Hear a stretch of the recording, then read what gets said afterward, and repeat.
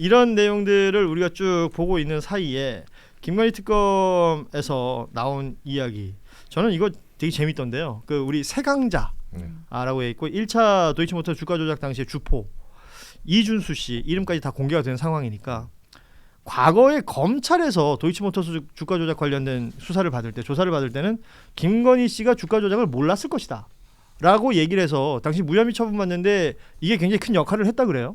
그런데 특검에 와서 조사를 받을 때는 김건희 씨가 알았을 것이다 라고 얘기를 했습니다. 이게 우리가 잘 아시는 것처럼 김건희 모녀는 도이치모터스 주가 조작을 통해서 23억여 원의 뭐랄까요?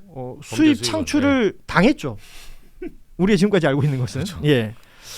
그런데 이 세강자 이준수 씨가 특검에 와서 이 이야기를 했다는 것은 이거 도이치모터 주가 조작에 뭐 소위 말하는 빼박되는 것 아닌가라는 생각이 드는데 어떻게 보십니까? 그러니까 요 사안은 제가 이준수 씨 이거 취재를 좀 따라가고 있는데 예. 이분이 지금 그 이제 살기 위해서 나름대로 플리바겐을 좀 하고 있어요. 지금. 본인 여죄까지 싹 잡히기 시작했거든요. 예. 예, 과거에 이분이 도이치모터스 이거 하나만 한 게 아니에요. 예, 뭐 코스닥의 여러 상장사. 네네. 뭐 예, 관련해서 전문가다. 예. 네, 한 게 있었으니까. 근데 이분이 이제 이 사건 핵심은 그때 이제 김건희와 이준수가 같이 이제 주포로 데려와서 이준수가 나름대로 뭐 그 자기 무슨 모의 투자대 그 주식 투자대 우승도 하고 2003년경에 예. 3번이나 뭐 책도 쓰고. 예. 예, 그 제가 그 다음에 갖고 올게요. 책. 제가 그 샀거든요. 알라딘에서. 예. 그래요. 밑줄까지 치셔. 예, 세강자의 주식 독학 가해라고. 예. 예. 책 제목이 세강자가 들어가요. 네, 세강자의 주식 독학 가해라고 있어요. 다독가예요. 우리 저 예. 독서광 이정주 기자. 네, 예. 제가 이 사람 심리를 알고 싶어서 거기 보면 나와요. 이름 석자를 남기고 싶고 싶다. 자 이제 남기셨으니까 그 다음 스텝이 남았습니다. 근데 뭐 알아서 하면 되는데 오늘 아침에 오늘 방송 보니까 그 김건희 씨가 이제 자기 전화기에 이제 연락처에 저장하잖아요. 네. 남편은 윤석열이라고 저장이 돼 있다고 합니다. 그런데 뭐 다른 사람들은 뭐 누구 이름 이렇게 적혀 있거나 아니면 뭐 호칭 그 최은순 자신의 엄마는 최은순 회장이라고 저장이 돼 있다고 해요. 근데 세강자 이 사람은 준수한 사람 이렇게 저장이 돼 있다라는 얘기를 제가 아침에 뭐 방송 보신 분들 알겠지만 그렇게 저장돼 있다는 건 굉장히 인상적이었습니다. 만만치 않죠. 그러니까 사실 가장 가까운 분을 뭐라고 저장해놨습니까? 가장 가까운 사람요?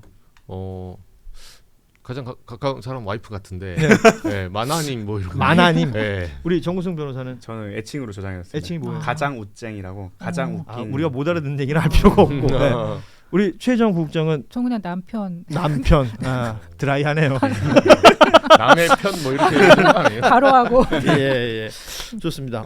계속 이어주시죠. 이준수 씨가 그 여기서는 본인은 그러니까 그 당시에 이제 조금 기고만장했던 것 같아요. 그러니까 검찰이 그 실제로 도이치모터스 수사할 때 윤석열의 힘은 정권의 힘이 아니에요. 왜냐하면 2012년, 13년 그리고 수사했을 때 작년 같은 경우는 예를 들면 그 전에 그러니까 2010년, 12년 이때 1차, 2차 도이치모터스 당시에는 MB 정권입니다. 그렇죠. 그때도 윤석열은 박근혜한테 찍혔나 했는데 박근혜 정권 들어가서도 안 잡혀요. 그러니까 세강자 이준수 씨 입장에서는 물음표가 있었겠지. 정권이 세냐 검사가 세냐. 검사가 세다는 걸 확인한 거예요. 네. 왜? 검사의 현직 검사의 부인이니까. 그리고 문재인 정권 때도 피해가거든요. 그러니까 이 사람은 나는 안 잡힌다라는 확신이 생긴 거예요. 그래서 지금까지는 1차 조사 때 피의자로 소환당하고 했는데 결국은 구속 안 된 사람 이 사람 하나예요. 기소가 한 번도 안 됐어요. 그렇죠.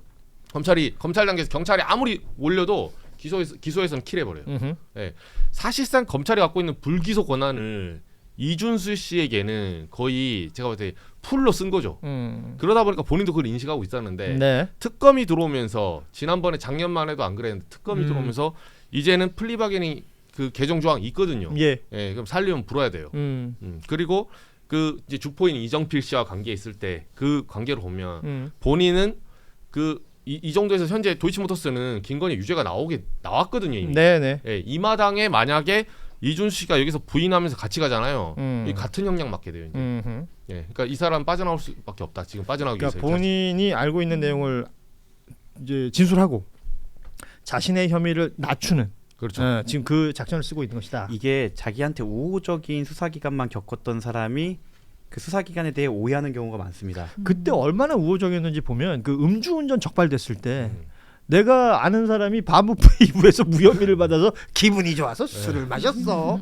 이런 얘기를 대놓고 할 정도였다는 거 아니에요. 그 누구 뭐 소장님 어디 사노? 뭐 그거랑 똑같은 거지. 이런 거예요 지금. 보험친구.com 광고를 시작합니다. 이 보험친구.com 부담되는 보험료 알듯말듯한 보장 내 보험 바로 알고 싶을 때 그럴 때는 검색창에 보험친구.com을 검색하시기 바랍니다. 아니면 1844-0585로 전화를 하셔도 좋습니다. 이미 가입한 보험의 경우에는 뭐가 문제인지 또 내가 가입한 보험에 어떤 장단점이 있는지 보험친구가 무료로 상담해 드립니다. 암보험, 종신보험, 실손보험처럼 누구나 다 아는 보험부터 화재보험, 배상책임보험, 운전자보험까지 모두 상담이 가능한 보험친구.com 검색창에 보험친구.com 혹은 화면에 지금 보이는 QR코드를 이용하시거나 전화 1844-0585 어디든 연락 주셔도 이 보험친구라는 여러분의 든든한 친구를 만나게 되실 겁니다. 근데 이게 저도 맨 처음에 제가 그 법조경력 시작을 피해자 지원 담당관으로 해갖고 그때는 모든 경찰관이 다 친절한 줄 알았거든요.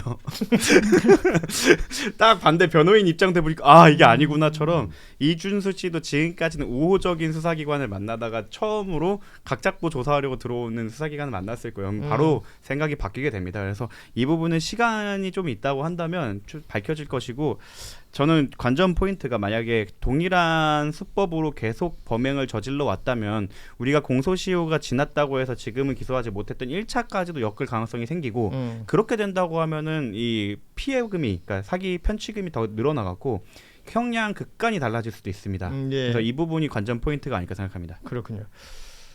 자, 다음 이야기 한번 이어가 보도록 하겠습니다. 쌍방울 대북송금 사건 수사 과정에서 벌어진 검찰의 진술 회유, 강압 수사, 이런 의혹들에 대해서 수사 중인 서울고검 인권침해 점검 TF가 있습니다.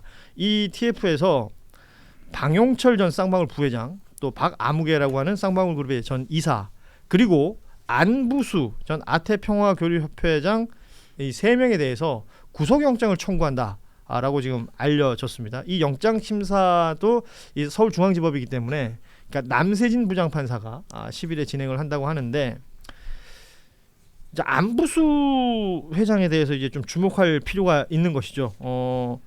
그러니까 TF에서 보는 방향은 뭐냐면 기존에 알려져 있는 내용들도 그런 내용들이 있었는데 쌍방울 차원에서 이 안부수 전 회장의 진술이 바뀌는 것이 굉장히 중요했기 때문에 이 사람을 매수하기 위해서 금전적 지원을 했다. 어떤 내용이었느냐? 그 딸의 오피스텔을 얻어줬다라는 내용들이 있었고 그 오피스텔이 얻어진 게 확인되자 안부수의 진술이 바뀌었다. 이 내용들이 지금 기존에 취재나 여러 내용 등을 통해서 알려진 바가 있습니다. 특히 뉴스타파 등의 보도로 많이 알려졌었는데 이게 2023년 4월부터가 되는 거거든요. 이재명 당시 지사의 방북 비용이다라는 내용의 증언이 여기에서 이제 비롯됐다라는 부분을 보는 것인데 만약에 이 내용이 다 증명이 되고 사실로 확인이 되면 이화영 전 경기도 평화부지사 는 어떻게 되는 거예요? 이게 이미 유죄 판정을 받은 거 아닙니까? 재심 사유가 있다고 보이는데 그러니까 재심이라는 게 그토록 어렵다면서요? 요건이 진짜 어렵습니다. 요건이 그 증거의 신규성 이런 부분을 통과하기가 쉽지가 않아서 사실 제가 그 법무관 3년차 때 법률구조공단에 있을 때 그 법률구조공단으로 거의 편지가 일주일에 수십 통 수백 통이 오는데 그 중에 90%가 재심문이거든요. 예. 그 중에서 제가 1년 내내 있으면서 재심으로 이어진 게 딱 한 건 있었습니다. 실제로 검사가 그 이름 착각해갖고 진범 아닌데 그 판결했던 거 너무 명백했던 거 말고는 재심이 되지 않은 점 정말 쉽지 않은데 이 정도로 밝혀진다고 하면 한 번쯤 시도해볼 만하고 그렇게 되면은 이화영 부지사에 대한 재판이 다시 진행될 수 있고 그 다음으로는 이제 지금 이분들은 증언을 바꿨거나 배임을 했거나 이런 혐의인데 이거를 시킨 사람, 예. 그 사람에 대한 수사도 진행이 되면 아마 큰 파장을 일으키지 않을까 생각합니다. 그렇죠. 결과적으로는 그 범죄 혐의라는 것이 어디에 있었느냐. 그러니까 이화영 전 부지사의 재판이 진행되는 동안은 이게 안부수 회장의 진술이 바뀐 이후의 것들이 다 적용이 됐던 것 아닙니까? 그렇죠. 그러니까 그 근간이 흔들려 버리는 거기 때문에 아유 모르겠어요. 법적으로야 이미 유죄가 났고 뭐 확정 판결이 난 이유기 때문에 재심이라는 얘기를 해주셨지만 수사 과정 얘기를 안 할 수가 없는 거죠. 그러니까 요 사안은 그 결국은 대장동 사건 그리고 선거법 위반 관련해서 이재명 당시 후보를 말해서 이제 정치 탄압하기 위해서 타겟팅, 타겟팅 검찰이 타겟된 게 이제 하나씩 다 드러나고 있는 거예요. 이 문제 가지고 사실 처음에는 이분이 이제 뭐 사실 경기도와 쌍방울이 이어주는 그 사이에 안부수 그렇죠. 있었는데 이분의 진술이 왜 중요했냐면 경기도는 이제 어떻게 보면 우리나라의 어떤 지자체 공적 기관이고 쌍방울은 그냥 어떤 하나의 기업이죠. 민영 기업이거든요. 근데 이게 두 단체가 만나는 이유에 대해서 사람들은 의심을 한다는 거예요. 저거 대선 자금 대주려고 하는 거 아니야? 결국은 이재명 후보에 대해서 아니면 뒤에서 나중에 지원해 주려고 하는 거 아니야? 뭐 중국에 공장 짓고 어쩌고 이런 식으로 의혹이 어느 정도 듣는 순간에 선입견이 있는 거예요. 그렇죠. 근데 안분수 회장이 처음에는 주가 상승 위해서 이제 쌍방울에 그 자기가 했다. 쌍방울이 주가 상승 위한 돈이었다. 했다가 이거를 한 7개월 만에 뒤집어요. 방북 대가라고. 방북 대가로 이제 뒤집어지는 순간에 화살이 이재명 당시 지사에게 날아간 거죠. 대표에게. 그리고 그거를 이제 부지사였던 이하영 당시 부지사가 이걸로 재판을 받고 유죄를 받은 거예요. 그러니까 이게 진술이 바뀌었던 연호 술파티부터 시작해서 요 부분은 이것도 이제 검찰 쪽은 이런 얘기 나올 때는 또 2%수 조용합니다. 서버가 터진 줄 알았어요. 오늘은 뭐 하고 있는지 모르겠어요. 그리고 또 2%수뿐만 아니라 그간 뭐만 하면 검찰 편 들던 기자분들이나 뭐만 하면 검찰 편 들던 그 재야 법조인 분들이 이런 얘기는 거의 그 눈을 아예 쳐다보지도 않고 대답도 안 합니다. 이거에 대해서는. 그리고 재심 관련해서 말씀을 드리면 원판결의 증거 서류 또는 증거물이 확정 판결에 의해 위조 또는 변조된 것이 증명된 때인데 그렇게 되려면 이분들이 위증을 했다는 것 그리고 위조되었다라는 것들이 다 확정이 돼야 돼요. 그러려면은 이분들에 대한 재판도 끝내야 되고 아마 위조를 교사했던 검사에 대한 수사와 재판이 끝나야 되기 때문에 생각보다 정말 많은 산이 남아 있다. 그래서 쉽지 않다라는 말씀만 드릴 수 있을 것 같습니다. 아무튼 이 TF에서 뭐 구속영장을 청구했고 이게 어떤 식으로 판단이 될지 서울중앙지법의 그 영장전담 재판부가 내일 어떤 결론을 내릴지도 좀 볼 필요가 있어 보입니다. 애초에 이 사건이 그 변호사비 대납 사건으로 그렇게 시작이 됐죠. 했다가 별건으로 만들어서 대북 송금 바뀌었죠. 사건으로 이제 바뀐 사건이잖아요. 그러니까 애초에 이제 그 과정 자체에 대해서 좀 여러 가지 논란이 있었고, 그다음에 실제로 이 지금 뭐 안부수 회장에 대해서 영장이 청구되는 과정에서 지금 보면 또 어떤 오피스텔 뭐 취업 이런 특혜들이 있었다라는 게 뭐 영장 청구하면서 이제 그런 사실들이 이제 드러난 것이고 해서 이 부분에 대해서는 좀 긴밀하게 좀 확인을 해야 될 필요가 있을 것 같아요. 그러니까 이게 사실관계를 중심으로, 그러니까 예를 들어 수사라는 것이 그렇잖아요.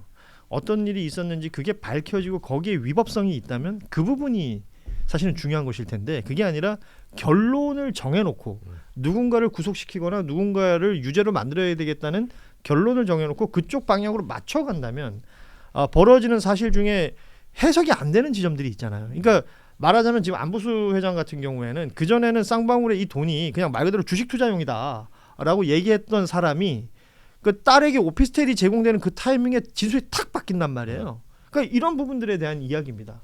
그렇기 때문에 이 부분을 확인해야 한다라는 얘기고요. 보험친구.com 광고를 시작합니다. 이 보험친구.com 부담되는 보험료 알듯말듯한 보장, 내 보험 바로 알고 싶을 때 그럴 때는 검색창에 보험친구.com을 검색하시기 바랍니다. 아니면 1844-0585로 전화를 하셔도 좋습니다. 이미 가입한 보험의 경우에는 뭐가 문제인지 또 내가 가입한 보험에 어떤 장단점이 있는지 보험친구가 무료로 상담해 드립니다. 암보험, 종신보험, 실손보험처럼 누구나 다 아는 보험부터 화재보험, 배상책임보험, 운전자보험까지 모두 상담이 가능한 보험친구.com 검색창에 보험친구.com 혹은 화면에 지금 보이는 QR코드를 이용하시거나 전화 1844-0585 어디든 연락 주셔도 이 보험친구라는 여러분의 든든한 친구를 만나게 되실 겁니다.